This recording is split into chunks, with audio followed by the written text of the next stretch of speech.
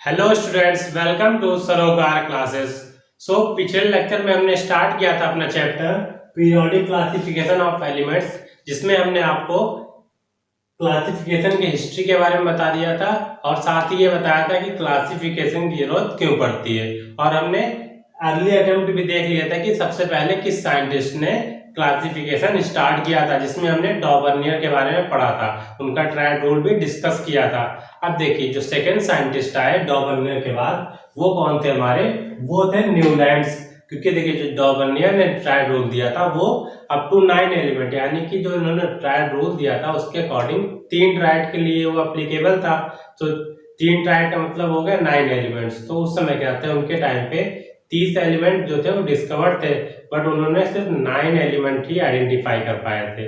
उसके लिमिटेशंस के कारण क्या हुआ, अब अगले साइंटिस्ट आए न्यूलैंड, फिर उन्होंने अपना क्लासिफिकेशन का लॉ दिया। देखते हैं कि उन्होंने क्या लॉ दिया था।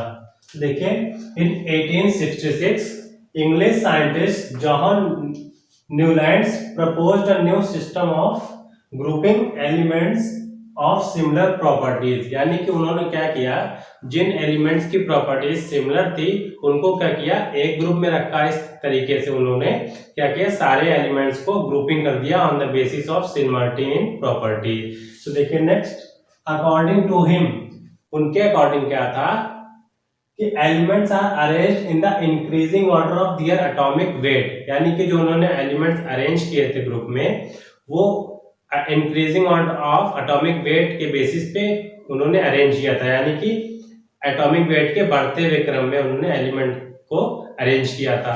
फिर देखिए, the properties of every eighth element are similar to the first one. मतलब कि जो एर्थ एलिमेंट था उसकी प्रॉपर्टी जो थी वो फर्स्ट वन एलिमेंट से, जो पहला एलिमेंट था उससे मिल रही थी। यानी कि इसी तरीके से जो 9th एलिमेंट होगा उसकी प्रॉपर्टी जो होगी वो सेकेंड एलिमेंट से रिजेंबल कर रही होगी। इसी तरह अगर 10th एलिमेंट जो होगा हमारा, उसकी प्रॉपर्टी जो है वो थर्ड वन एलिमेंट से रिजेंबल कर रही होगी। जो इन्होंने ये लॉ दिया था, इसी को क्या नाम दिया इन्होंने, लॉ ऑफ ऑक्टेव। इस रूल को हम बोलते हैं न्यूलैंड्स लॉ ऑफ ऑक्टेव, जो कि था हमारा कि properties of every eighth element are similar to the first one.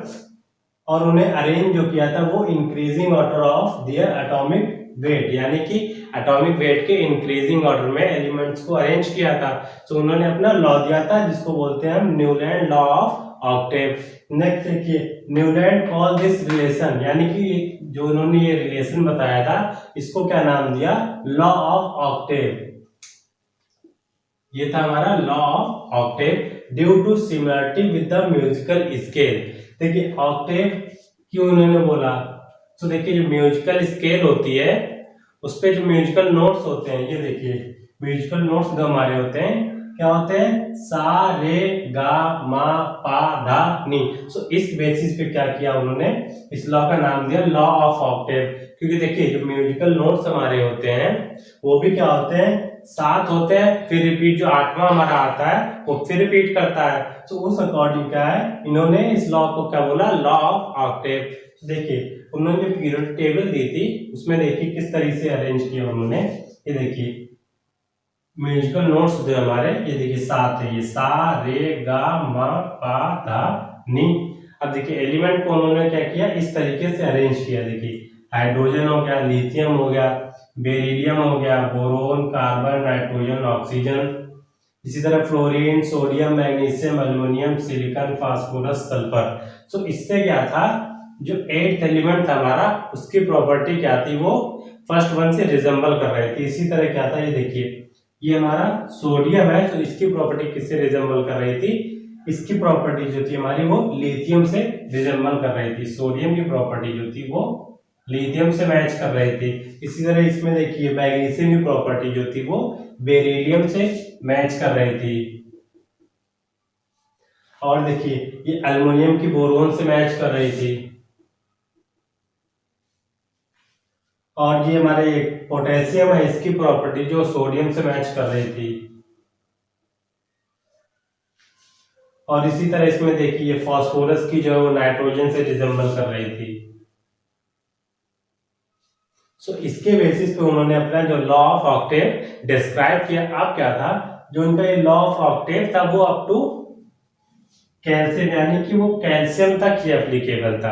उसके आगे जो हायर एलिमेंट थे जिनका वेट ज्यादा था, उन एलिमेंट्स पे क्या था, उन एलिमेंट्स पे एप्लीकेबल नहीं हो रहा था। सिर्फ क्या था, वो जो लाइटर एलिमेंट था उन्हीं पे इनका लॉ ऑफ ऑक्टेव जो था वो एप्लीकेबल हो रहा था। इसके कारण क्या हुआ, इनके कुछ लिमिटेशंस थे, इस लॉ के कुछ लिमिटेशन थे। सो देखिए न्यूलैंड्स के लॉ में जो लिमिटेशन थे अब उसको डिस्कस करेंगे। सो देखिए इसमें पहला पॉइंट है हमारा कि law of octave was applicable only up to calcium, as after calcium every eighth element did not possess properties similar to that of the first. यानी कि जो एट्थ एलिमेंट था उसकी प्रॉपर्टी जो फर्स्ट वन से नहीं मैच कर रही थी इन आफ्टर कैल्शियम। यानी कि कैल्शियम के बाद क्या था, जो ये एलिमेंट थे हमारे, जैसे क्रोमियम हो गया, टाइटेनियम हो गया, मैग्नीज हो गया, आयरन हो गया, इनकी प्रॉपर्टी जो है अपने फर्स्ट वन से नहीं मैच कर रही थी। जैसे कि आयरन जो है इसकी प्रॉपर्टी क्या है, ये सल्फर से नहीं मैच कर रही थी। उसी तरीके से ये क्रोमियम हो गया, इसकी प्रॉपर्टी जो है ये एल्युमिनियम से नहीं मैच कर रही थी। टाइटेनियम की प्रॉपर्टी जो ये सिलिकॉन से नहीं मैच कर रही थी। सो देखिए लिमिटेशंस का एक ये कारण हो गया हमारा। नेक्स्ट देखिए it work well with lighter elements. So जो लॉ ऑफ ऑक्टेव था वो सिर्फ हल्के एलिमेंट्स जो थे जिनका एटॉमिक वेट कम था सिर्फ उनके लिए एप्लीकेबल था। यानी कि कैल्शियम तक ये 1 2 3 4 इनका एटॉमिक वेट जो था ये लगभग 20 तक जो था वहां तक एप्लीकेबल था। बट हायर एलिमेंट्स यानी कि जिनका एटॉमिक वेट ज्यादा था वहां पे एप्लीकेबल नहीं हो रहे थे। तो इस कारण भी लॉ ऑफ ऑक्टेव को जो है एक्सेप्ट नहीं किया गया।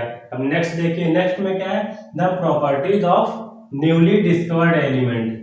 जो हमारे नए डिस्कवर्ड एलिमेंट हुए थे उनकी प्रॉपर्टीज जो है वो लॉ ऑफ ऑक्टेव में फिट नहीं बैठ रही थी। यानी कि जो प्रॉपर्टीज उनकी होंगी उसके अकॉर्डिंग लॉ ऑफ ऑक्टेव में जो है वो फिट नहीं बैठ रहे थे, जिसके कारण क्या किया गया, इस लॉ को भी डिस्कार्ड किया गया। नेक्स्ट पॉइंट देखिए लॉ ऑफ ऑक्टेव की लिमिटेशंस का, वो है देखिए at some places two elements had been put together in the same slot. यानी कि जो दो एलिमेंट थे उनको क्या किया गया, सेम स्लॉट में रख दिया गया। ये देखिए जैसे हमारा कोबाल्ट और निकेल हो गया, उसको क्या किया, सेम स्लॉट में रख दिया। कोबाल्ट को भी इसी में रख दिए हैं और निकेल को भी इसी में रख दिए हैं।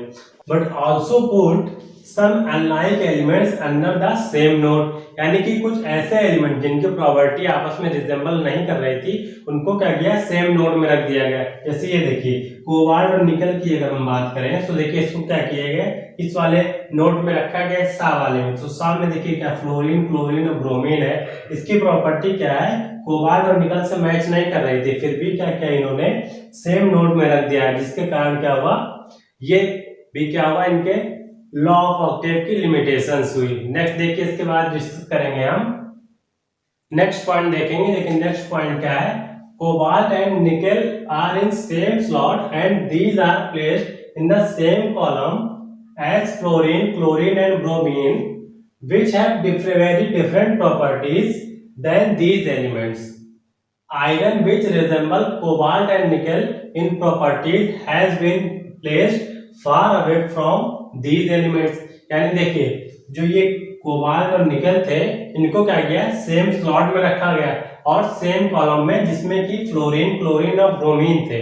तो देखिए जो फ्लोरीन, क्लोरीन और ब्रोमीन की प्रॉपर्टीज थी वो कोबाल्ट और निकल की प्रॉपर्टी से बहुत ज्यादा डिफरेंट थी। यानी कि फ्लोरीन, क्लोरीन और ब्रोमीन की प्रॉपर्टीज में और कोबाल्ट और निकल की प्रॉपर्टीज में बिल्कुल भी सिमिलरिटी नहीं थी। उसके बावजूद भी क्या किया न्यूलैंड ने, इनको सेम कॉलम में रख दिया। तो ये तो एक तो ये लिमिटेशंस हो गई। और देखिए क्या था, आयरन, जो आयरन था हमारा वो क्या है, कोबाल्ट और निकल की प्रॉपर्टीज से काफी मिलजुल रहा था। बट क्या किया गया, आयरन को है कोबाल्ट और निकल से काफी दूर रखा गया। यानी कि देखिए आयरन को कहाँ रखा गया है और कोबाल्ट और निकल को कहाँ रखा गया है।